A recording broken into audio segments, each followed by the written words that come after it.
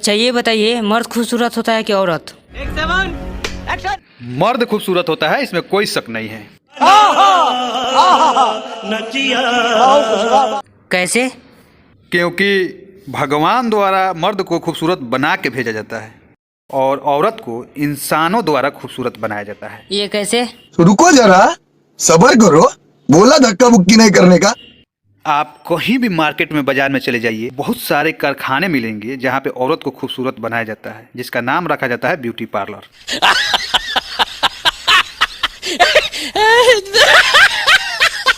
वहाँ पे beauty parlour में औरत जाती है और वहाँ पे जाके रंगाई पुताई होके डेंटिंग पेंटिंग इंसानों द्वारा होने के बाद जब बाहर निकलती है तो वही सुनरी बन के निकलती है। ये फंस गया। इसलिए कहा जाता है औरत को इंसानों द्वारा सुंदर बनाया जाता है। मजा आया।